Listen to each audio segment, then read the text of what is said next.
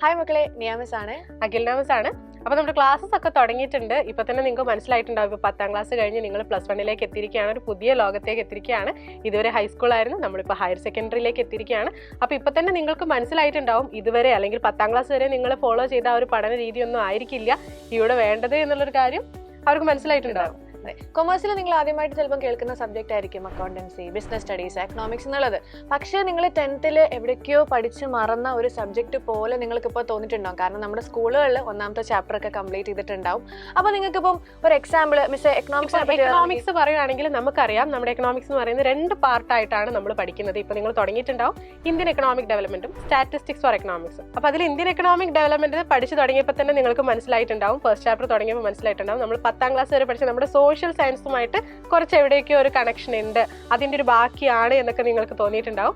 അതുപോലെ തന്നെ നമ്മുടെ സ്റ്റാറ്റിസ്റ്റിക്സ് ആണെങ്കിൽ ഒട്ടും വിഷമിക്കേണ്ട കാര്യമില്ല. പ്രോബ്ലം പേപ്പർ ആണെങ്കിലും നിങ്ങൾ 10ാം ക്ലാസ്സിലും മാത്സിലൊക്കെ പഠിച്ച ശരാശരി അല്ലെങ്കിൽ നമ്മുടെ ആവറേജ് ഉണ്ടല്ലോ, അതിൻ്റെയൊക്കെ കാര്യങ്ങളൊക്കെയാണ് നമ്മുടെ സ്റ്റാറ്റിസ്റ്റിക്സിൽ വരുന്നത്. അപ്പോൾ നിങ്ങൾ പേടിക്കേണ്ട കാര്യമൊന്നുമല്ല, നിങ്ങൾ 10ാം ക്ലാസ് വരെ പഠിച്ച കാര്യങ്ങളായിട്ടൊക്കെ ബന്ധമുള്ള കാര്യങ്ങൾ, അല്ലെങ്കിൽ അതിൻ്റെ കുറച്ചും കൂടെ ഒരു അഡ്വാൻസ്ഡ് വേർഷനൊക്കെയാണ് നമ്മൾ +1 പഠിക്കുന്നത്. അപ്പോൾ നിങ്ങൾ വിചാരിക്കുന്നുണ്ടാവും 10th മാത്സ് പോലെ പാടാണോ, അല്ലെങ്കിൽ അത്രയും മനക്കണക്കൊക്കെ നമ്മൾ ചെയ്തിട്ടാണ്, എഴുതിയൊക്കെ ചെയ്തിട്ടാണ്. പക്ഷെ അല്ല, നമ്മൾ സ്റ്റാറ്റി വളരെ സിമ്പിൾ ആയിട്ടുള്ള സബ്ജക്റ്റ് ആണ്. അതേപോലെ തന്നെ നിങ്ങൾ +1 വരുമ്പോഴത്തേക്ക് ഇവിടെ ഒരു ഹെൽപ്പിംഗ് ഹാൻഡ് ഉണ്ട്, കാൽക്കുലേറ്റർ നിങ്ങൾക്ക് യൂസ് ചെയ്യാം. അത് വലിയ തന്നെ ഒരു ബെനിഫിറ്റ് ആണ് നിങ്ങൾക്ക്.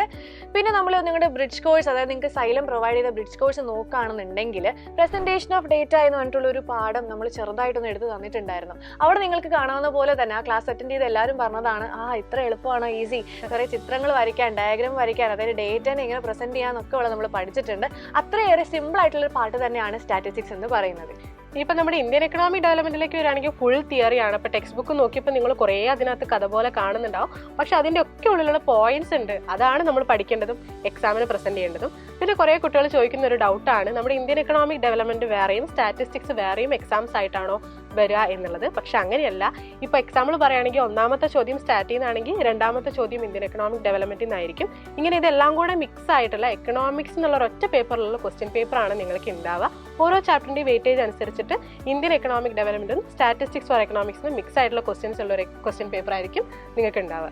ഇനി നിങ്ങൾക്കൊരു ഡൗട്ടാണ്, ഇന്ത്യൻ എക്കോണമി മാത്രം പഠിച്ചാൽ നിങ്ങൾക്ക് മാർക്ക് കിട്ടുമോ, അല്ലെങ്കിൽ സ്റ്റാറ്റിസ്റ്റിക്സ് നിങ്ങൾക്ക് ഒഴിവാക്കാൻ പറ്റുമോ? ചിലർക്ക് പ്രോബ്ലംസ് ചെയ്യാൻ അല്ലെങ്കിൽ ഇങ്ങനത്തെ ഡയഗ്രാം വരയ്ക്കാനൊക്കെ ഇഷ്ടമുള്ള ആൾക്കാരുണ്ടാവും. അതുകൊണ്ട് സ്റ്റാറ്റിസ്റ്റിക്സ് മാത്രം പഠിച്ചാൽ മതിയോ, തിയറി ആണ് മിസ്സേ, ഒരുപാട് പാടാണ്, വായിക്കാനൊക്കെ പാടാണ്, ഇപ്പോൾ തിയറി പഠിക്കണ്ട എന്ന് പറഞ്ഞിരിക്കുന്ന ആൾക്കാരോട് 2 ഭാഗം പഠിച്ചാൽ മാത്രമേ നിങ്ങൾക്ക് എക്കണോമിക്സിൽ നല്ല മാർക്ക്, ഫുൾ മാർക്ക് തന്നെ സ്കോർ ചെയ്യാൻ വേണ്ടി പറ്റുള്ളൂ.